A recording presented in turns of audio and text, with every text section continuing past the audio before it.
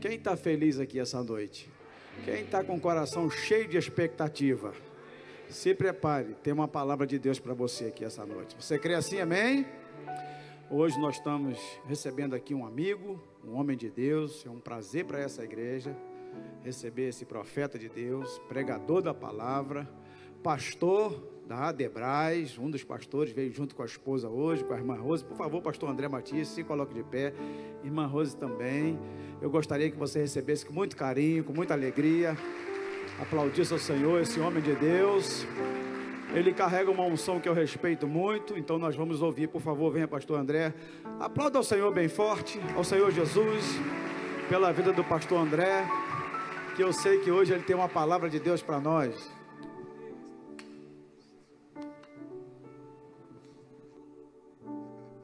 Queridos irmãos, recebam todos a paz do Senhor. A paz do Senhor. Quem está feliz, dá um glória a Deus. Gênesis capítulo 41.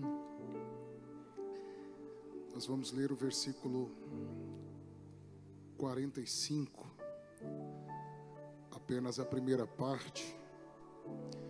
Que alegria retornar a esta casa. É sempre um presente de Deus vir aqui. Sempre quando eu recebo o convite, eu me sinto muito enobrecido pela oportunidade de estar aqui, servi-los.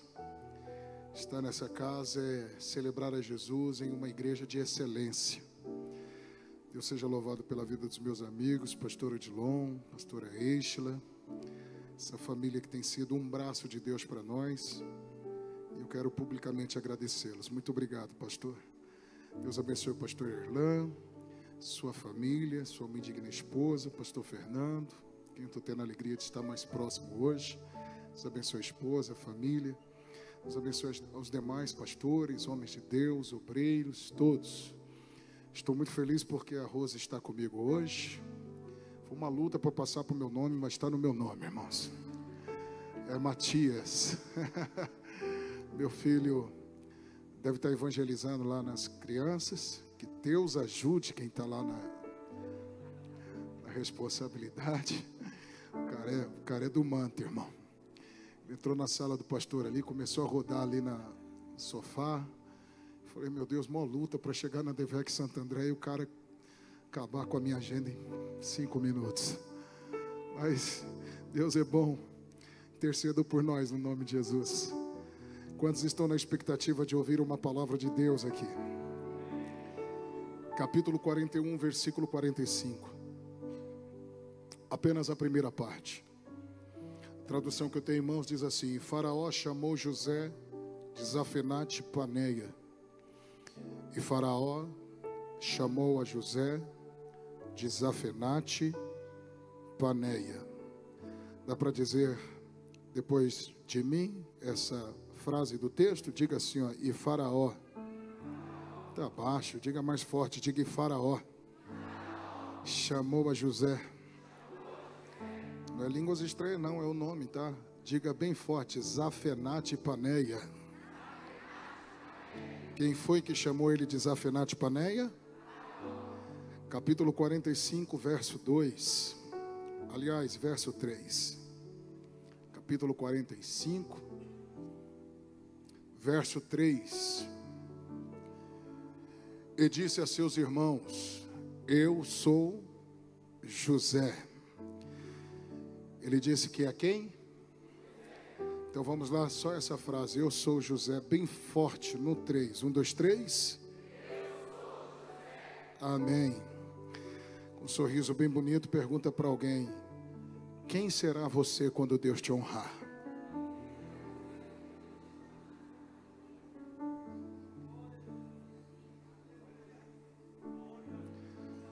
Porque tem gente que quando recebe um cargo já muda. Tem gente que recebe uma divisa já não é mais o mesmo. Você sabia que nem todo mundo está preparado para ganhar uma bicicleta?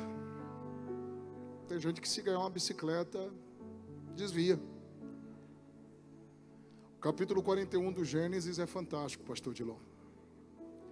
Esse capítulo abre um novo tempo na história de José. É a última fase da sua vida. Começa no capítulo 41 e o verso 46, quando ele tem 30 anos de idade, e vai até o capítulo 50 e o versículo 26, quando ele morre aos 110 anos.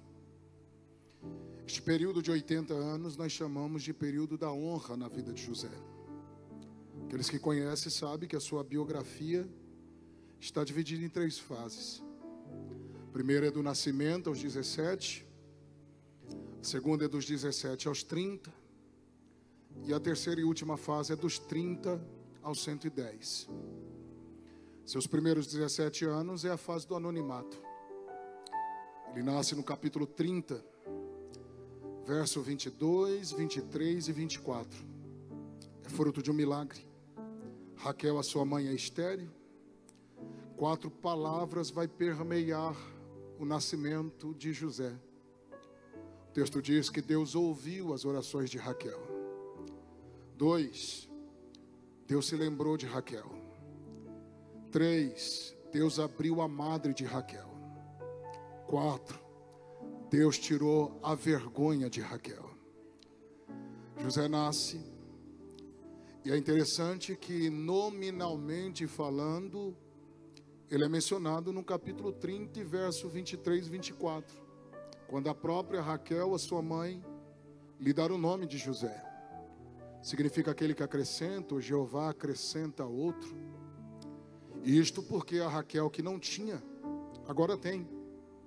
E acredita que o Deus que deu 1, pode dar 2, pode dar 3, pode dar 4, pode fazer muito mais. O que é lindo é que, se você perceber textualmente, José só vai ser mencionado novamente no capítulo 37, versículo 2, quando ele aparece servindo aos seus irmãos, auxiliando os filhos de Bila e de Zilpa, Gade, Azer, Naphtali e Dan. Logo, no capítulo 30 ele nasce. No 31 ele está lá, mas não é mencionado. No 32, 33, 34, 35, 36, ele está lá, mas ninguém o menciona. Se a gente fosse perguntar para o texto, cadê José? O texto iria responder para nós que nesta fase da sua vida ele está construindo uma história no anonimato. Ninguém está vendo, ninguém sabe quem é, ninguém o menciona, até porque a bola da vez era Rúben, era Judá, era Simeão, era Levi, era Issacar. Só que José estava crescendo no anonimato, porque para crescer independe do lugar que você está. O pastor já deu a palavra na oferta e é fato. Não é sobre o ambiente que você está vivendo ou sobre o lugar que você habita. É sobre o propósito de Deus na tua história. A segunda fase é a fase do processo. Foram 13 anos. Se eu fosse trabalhar isso daqui de forma cirúrgica, tinha uma linda mensagem aqui, porque teríamos que se auxiliar aqui na cultura dos judeus, porque 13 anos dentro da cultura dos judeus, está falando de ano da maioridade. Aqueles que conhecem um pouquinho da cultura sabem que é quando o jovem judeu completa 13 anos de idade, é levado para a sinagoga para participar de uma cerimônia que atualmente é chamada de Bar Mitzvah, significa filho da lei. Desde os 5 anos de idade, os pais estão lhe ensinando acerca da lei. Depois de 8 anos passados, com 13 anos, ele é levado para a sinagoga. Um rabino lhe faz perguntas, ele responde. Ele tem os 613 mandamentos da Torá de cor e salteado. Parece que eu estou vendo ele respondendo. O rabino entende que ele está apto a adentrar a fase adulta. Pega uma caixinha preta, que contém cerca de 30 versículos da lei, chamado de filactério, amarra em um dos seus braços, e agora ele tem acesso à sinagoga sem a presença do pai. O que me chama a atenção é que tem tudo a ver com a nossa história, porque José vai viver o período da honra, mas antes da honra vai passar por um processo. Esse processo é o nível que ele precisa enfrentar para viver um amadurecimento, para desfrutar daquilo que Deus tem para a vida dele lá na frente. Se não marcar nada, marca essa. Deus nunca vai honrar alguém sem antes feri-lo primeiro. A W. Tozer escreveu que quanto mais Deus usa, mais Deus esmaga. A rejeição é a plataforma para se viver a exaltação. Você nunca vai ser aceito sem antes ser rejeitado. Não sei se vale um glória a Deus, mas são 13 anos de processo, dos 17 aos 30. Com 17 anos ele sonha, mas não vive o sonho com 18. Não vive o sonho com 19, não vive com 20, e muito menos com 25. Vive com 30. Sabe o que me chama a atenção, pastor? É que com 30 anos ele vai viver a honra. Só que se você pegar esses 13 anos da vida de José, pode estudar e você vai ver. Nem precisa ser expert em exegese bíblica, é só ser biblicista. Só permear por dentro do texto sagrado e você vai ver neste período da história de José, ele numa cova, sendo vendido, caluniado, vivendo os altos e baixos. Só que é o período que Deus está amadurecendo ele. E eu não sei se vale um glória a Deus, só que no capítulo 41 Deus acha por bem virar a chave da sua vida, porque depois de todo o processo tem vitória. Depois de toda a prova tem uma glória reservada. Não sei se você vai crer, mas eu sinto o Espírito Santo me inspirando a dizer que esta leve e momentânea tribulação que você está vivendo é incomparável com aquilo que Deus está preparando para você. E uma igreja que está em avivamento é isso. Aqui o pregador não precisa nem gritar. É só na força da palavra e a igreja já vai entendendo. Já estou olhando daqui de cima e já estou vendo algumas pessoas chorar. É porque a palavra faz isso mesmo. Ela vai cortando a nossa alma. Só que preste atenção no texto, gente. É a Bíblia. A Bíblia diz que ele vai viver o período da honra. Você conhece o contexto e você sabe. O faraó sonha, José interpreta os seus sonhos. O faraó entende por bem que é ele o homem que deve administrar tudo aquilo.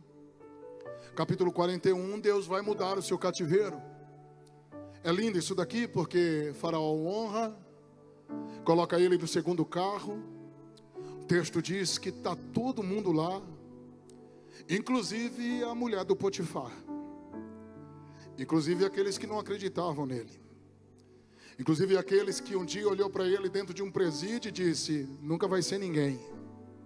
Porque é assim mesmo, na ótica humana, você vê alguém preso hoje e nem imagina o que ele pode ser amanhã. Alguém que olha para você hoje, te olha para o momento que você está vivendo, jamais vai fazer a conta do Deus vai honrar ela. Olha o momento que ele está passando.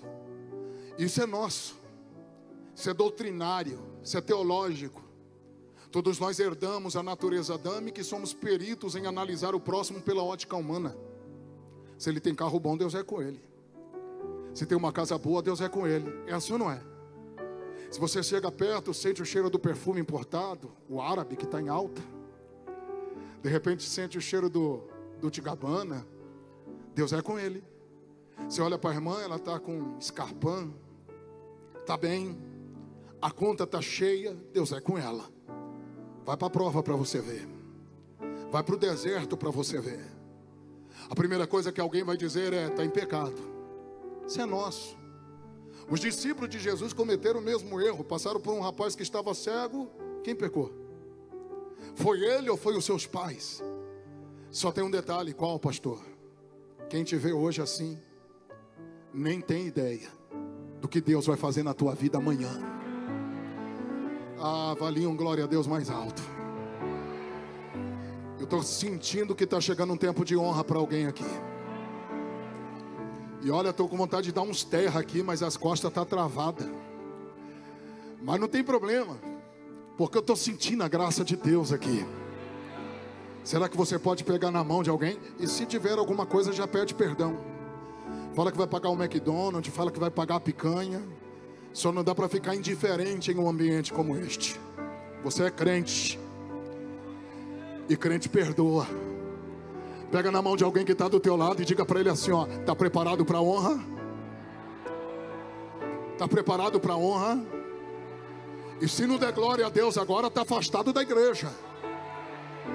Porque foi 17 anos de anonimato, 13 anos de prova, mais 80 anos de honra. Oh, glória!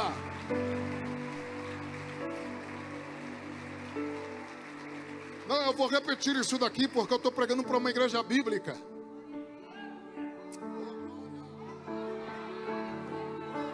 Vocês não ficam mexendo comigo não, que eu estou travado, hein?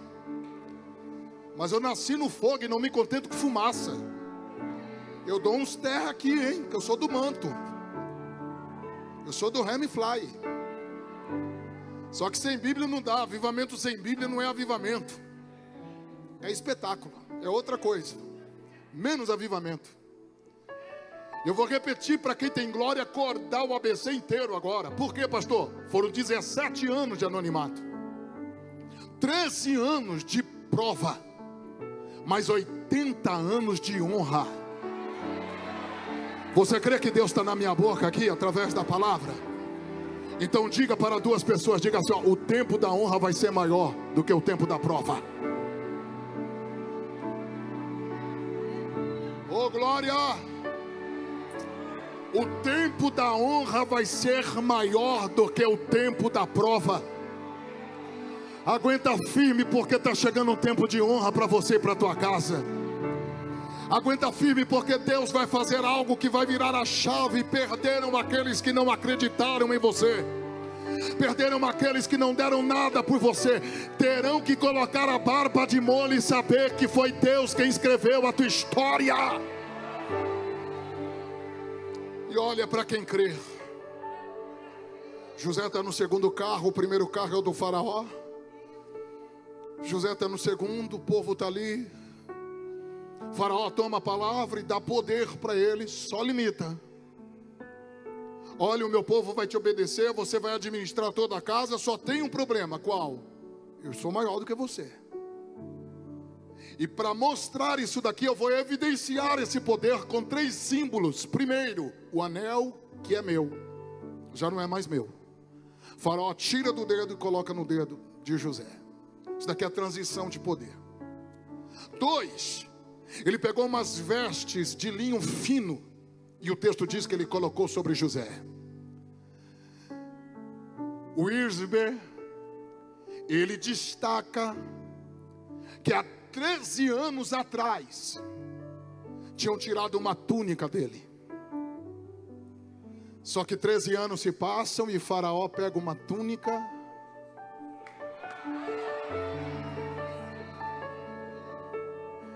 e aí só vai dar glória a Deus quem gosta de Bíblia. Por quê? Porque os irmãos até tiraram uma túnica, só não tiraram o sonho. Que isso, deu vontade de correr aqui agora. Vou repetir, tiraram uma túnica, mas não tiraram o sonho. Por quê, pastor? Porque quem deu a túnica foi Jacó. Mas quem deu o sonho? O homem dá e pode tirar, porque o homem tira o que o homem dá. Mas quero ver tirar o que Deus te deu. O que Deus te deu, ninguém pode tirar. Prepara o pulmão para dar glória. Por quê? Porque ele pegou um colar de ouro e colocou no pescoço de José. São os 3 símbolos do poder. Todo mundo está inclinado. O tempo passa, 7 anos de abundância. José faz uma administração irrepreensível. E o que me chama a atenção é que chegam os irmãos dele. A fome bateu, assolou o mundo inteiro. E só tem pão no Egito agora. E quem é o manda-chuva é o José. Só tem um detalhe, e eu fiz questão de perceber o detalhe do texto. Porque no capítulo 45, quando ele se revela para os seus irmãos, ou quando ele se dá a conhecer para os seus irmãos, o texto diz que 2 anos de fome já havia passado e ainda tinha 5 pela frente. Pastor Dilon, matemática simples. 7 anos de abundância, 2 anos de fome. Quer dizer que por 9 anos ele já era Zafenate Paneia. Isso daqui é uma linguagem psicológica. ficar chamando pelo nome muito, você incorpora até mesmo o perfil, o líder, o meu líder, o chefe. O cara se acha o chefe mesmo, o líder mesmo. Imagina 9 anos no Egito, todo mundo, Zafenate Paneia, Zafenate Paneia, Zafenate Paneia. O cara, ele era o cara, depois do faraó, ele era o cara. Só tem um detalhe, qual, pastor? São 22 anos sem ver os seus irmãos. Fazia 22 anos que eles haviam jogado José dentro de uma cova. E agora, pastor? Eles estão na frente de José. Se você ler o capítulo 42 e o capítulo 43, você vai ver que antes daqui José já tinha tido 2 aproximações dos seus irmãos. Inclusive ele chorou. Chorou no capítulo 42, no versículo 6. Porque quando ele vê os irmãos e ele conheceu os irmãos, só que ele não se deu a conhecer. José se emocionou tanto, deve ter passado muita coisa na cabeça dele. Parece que eu estou vendo José se retirando e o texto diz que ele entrou num quarto e chorou sozinho. Até porque José está maduro, mas José fez certo. José não chorou na frente daqueles que não mereciam ver as suas lágrimas. Dentro de José existe uma batalha. Pastor Erlan, se a gente fosse trabalhar isso daqui de forma cirúrgica, imagina os golpes no egocentrismo, sabe, o lado vingativo está sendo amassado aqui. José tem a faca e o queijo na mão para se vingar dos caras.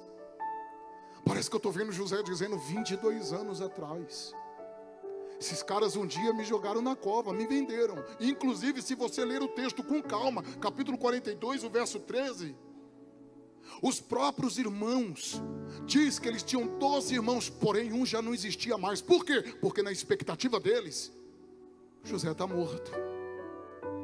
Eles nunca imaginavam que quem estava na frente deles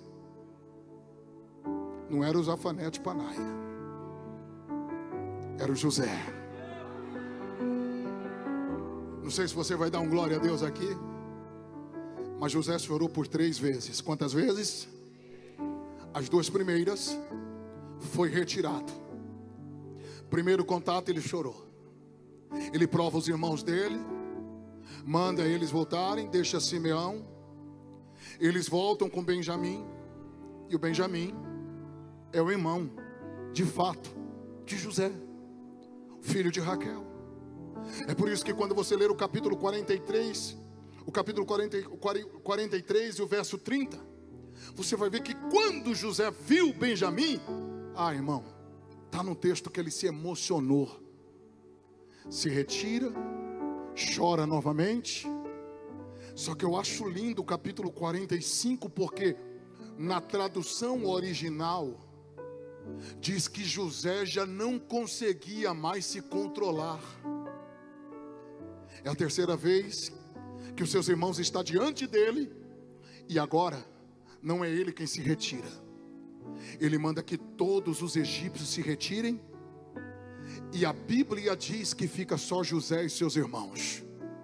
Não sei se você vai pegar isso daqui, mas é o texto gritando, dizendo que tem coisas que tem que se resolver em família.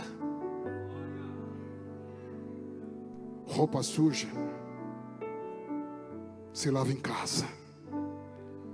É José dizendo: sai todo mundo, porque agora sou eu e eles. E aí eu sei que você não vai dar glória a Deus, porque o que eu vou falar aqui é pesado, vai dar até problema. Mas José não cantou sabor de mel.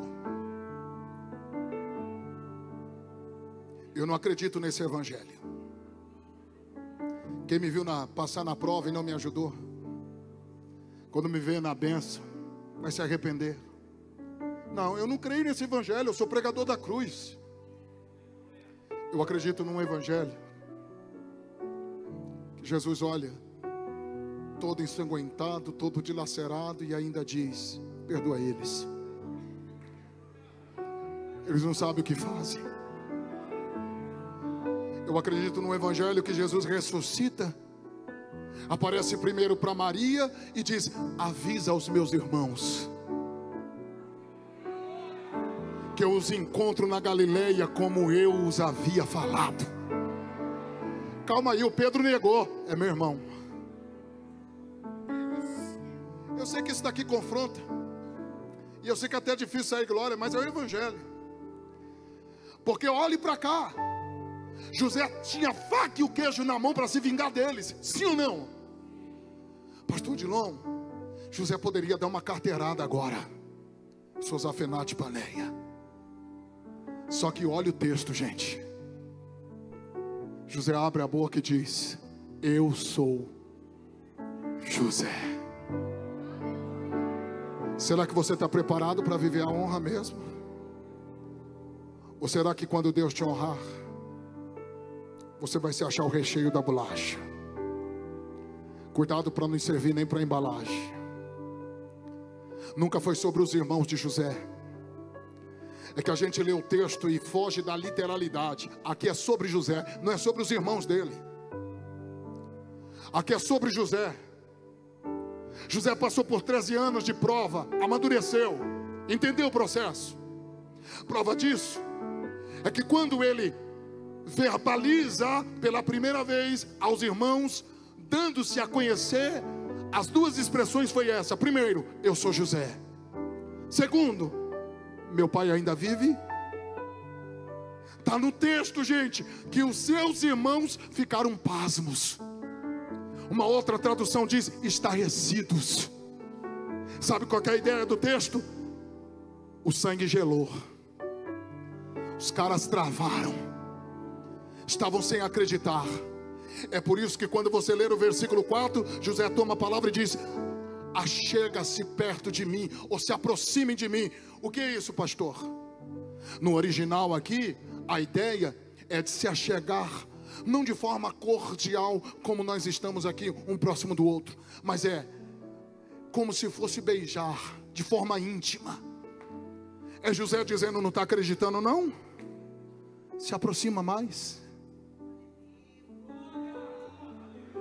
Olha o meu rosto.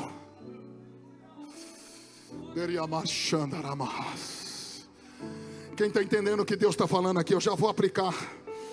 Mas escuta isso daqui. É por isso que José toma a palavra mais uma vez e diz: eu sou José, o vosso irmão, que vocês venderam para o Egito. José está dando um choque, é um gatilho. José está dizendo: eu sou aquele cara que há 22 anos atrás vocês jogaram dentro de uma cova. Sou aquele cara que um dia estava dentro daquela cova e vocês comendo pão lá em cima, dando risada, gargalhada, e eu estava em desespero lá embaixo. A roda girou. Só tem um detalhe: eu sou crente. Não, eu vou repetir isso daqui: eu sou crente. E crente não se vinga não. Crente, está no texto. Vai lá e avisa para o meu pai que eu estou vivo. Só que tem o seguinte: ainda tem mais 5 anos de fome. Vocês não vão morrer de fome não, porque o propósito de Deus em tudo isso foi me trazer na frente para a preservação das vossas vidas. Sabe o que José está dizendo? Eu entendi o processo. Não se irritem, não se entristeçam, porque é Deus quem está no controle de todas as coisas. Eu não sei para quem eu estou pregando essa noite, eu não sei para quem é essa mensagem, mas eu sinto que Deus está falando com alguém aqui agora. E o Espírito Santo está dizendo: eu estou te preparando para viver uma grande honra. Só que você vai precisar ter maturidade para transitar no meio de toda a glória que eu vou te envolver. Quem acredita que Deus está falando aqui, levante as tuas mãos para os céus. E só quem tem glória na boca por 1 minuto, enche essa casa de glória, porque na medida que você levanta esse glória, eu estou sentindo que está chegando um tempo de honra para alguém aqui. Só não se esqueça que você é José. Só não se esqueça que você é fruto de milagre. Só não se esqueça da sua origem, da onde você saiu, da onde Deus te tirou. porque o que Deus vai te fazer é tão grande. Oh meu Deus, a palavra da ciência está na minha boca, arrepiou meu corpo. Lá vai. Deus vai te fazer acessar lugares que você ainda não acessou. Deus vai te fazer chegar em lugares que você ainda não pisou. Te prepara, porque homens perderão a noite de sono. Teu telefone vai tocar, a mensagem vai chegar, porque o tempo de honra está chegando aí.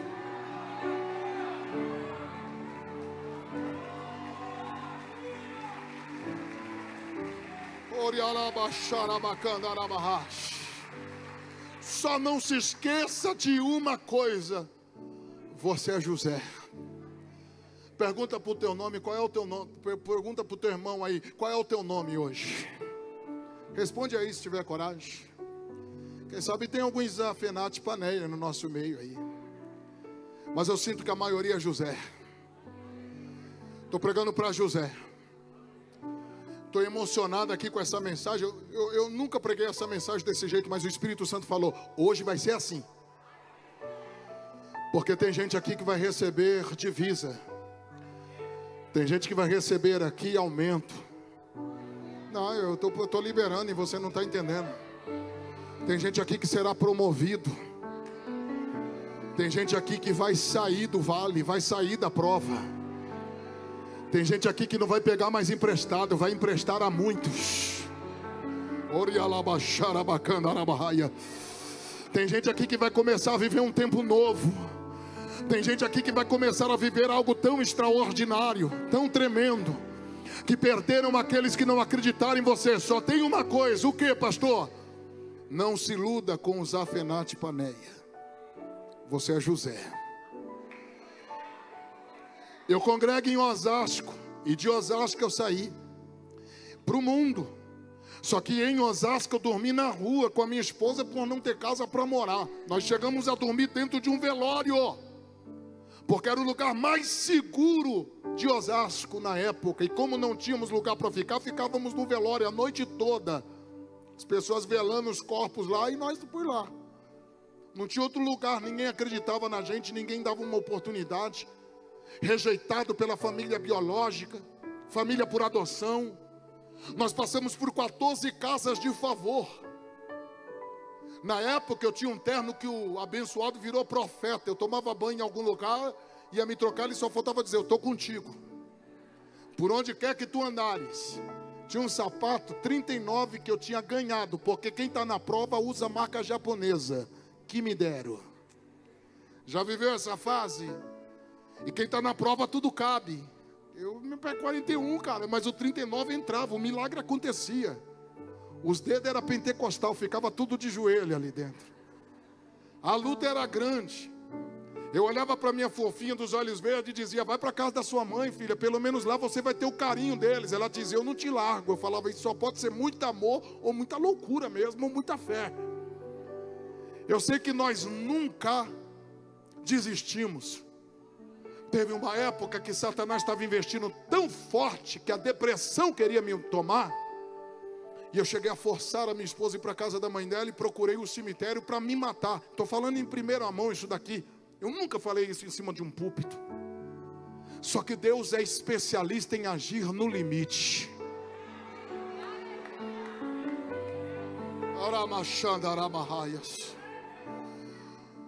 Eu estava sonhando com a pregação, sonhando com o ministério, aquela luta, aquela prova. Deus levantou um irmão chamado André Victória, que na época me procurou, me achou, me levou em um culto com ele. E naquele culto com ele, com menos de 20 pessoas no culto, é por isso que eu não tenho problema, nunca tive problema com quantidade de pessoas num culto. Meu irmão, eu não tenho problema com isso, de verdade. Sabe aquele culto que ninguém dava nada, dá nada? Deus estava lá, gente. Acabou o culto, um homem zarrão dos olhos azuis, do cabelo grisalho, bateu nos meus ombros e disse: você é o André Matias? Eu estava tão provado que eu falei: não sou eu não, hein, irmão? E se for dívida, sai fora, hein? Ele falou: calma, moço, eu sou o pai do André que foi te buscar, foi eu quem mandei. Sou pastor Jonas Victório, sou pastor na Argentina, na cidade de Ezeiza, na grande Buenos Aires, meu amigo. e já sou pastor lá há alguns anos, e eu tenho orado pela sua vida nesses últimos dias, e eu recebi uma ordem de Deus: vai no Brasil buscar os meus filhos. E não deu glória agora porque ficou com inveja de mim, da Rose. Vai no Brasil buscar os meus filhos porque eu tenho uma obra na vida deles, e eu vou começar a virar a chave a partir de agora. Eu não sei se alguém está crendo aqui, mas alguém vai te achar. Alguém vai te achar. Não me pergunte como. Depois de 2 dias eu e a Rose estava dentro de um avião pela primeira vez. Dê glória a Deus, irmão. A favela venceu, irmão. A quebrada venceu, cara. Dentro de um avião pela primeira vez. Me lembro como se fosse hoje. Eu simplesinho de Jesus. Eu não sabia que tinha aquelas coisas gostosas dentro do avião para comer. Alguém fala que é de graça, mas tudo bem, a gente faz de conta que é. O rapaz chegou todo etiquetado: quer comer o que daqui? Eu falei: eu quero é tudo, irmão. Estou na prova, cara. E a Rose: calma, filho, calma nada, filha, come em nome de Jesus, não dá lugar. Depois que eu descobri que apertava o negócio lá em cima, lá eles traziam toda hora coisa para comer. Foi 3 horas viajando para a Argentina e comendo. Deus mudou o nosso cativeiro. Voltei, depois de 40 dias. Não parei de pregar até hoje.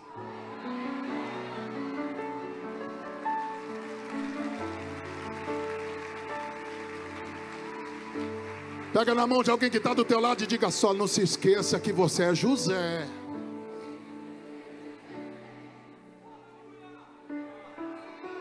Não se empolga com a fase de Zafenate Paneia.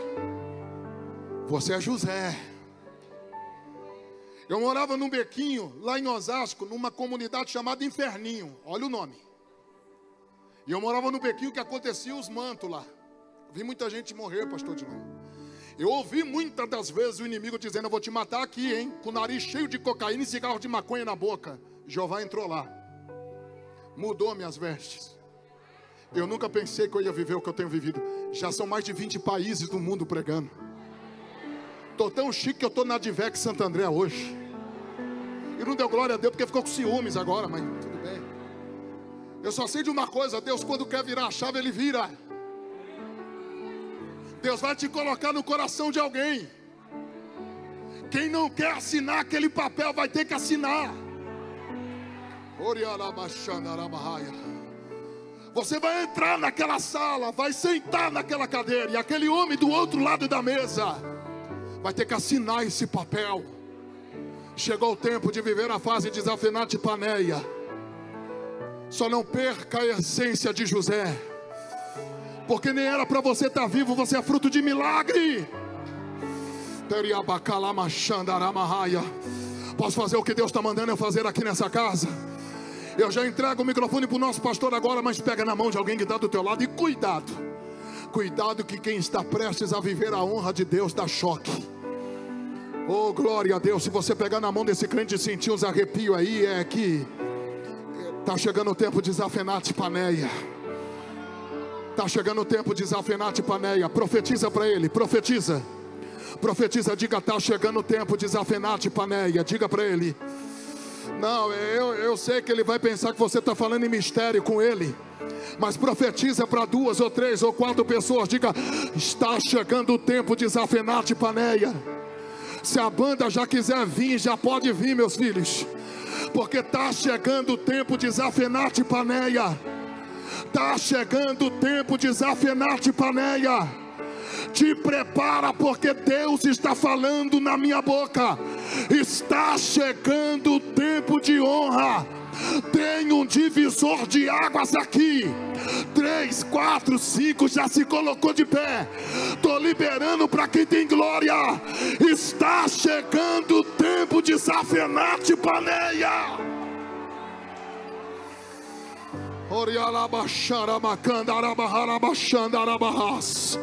Abraça quem está do teu lado e diga para ele: está chegando o tempo da honra. Diga para ele: não, você não falou, você não falou. Diga mais forte, diga: está chegando o tempo da honra. E calabachuri me candarabarra. Está chegando o tempo de honra, pastor. Está chegando o tempo de honra. Está chegando o tempo de honra. Quem me conhece sabe que eu sou pregador da Bíblia. mas eu vejo o cetro de Deus na direção dessa igreja. E o Senhor mandou eu dizer: te prepara, porque para cada dia de vergonha eu já preparei dupla honra. Pega!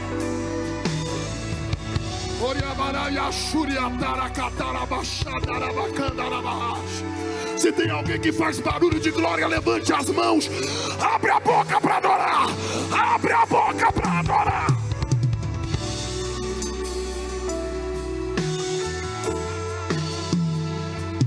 Oh, que barulho bonito. Aumenta, sobe o nível, sobe. Sobe, sobe.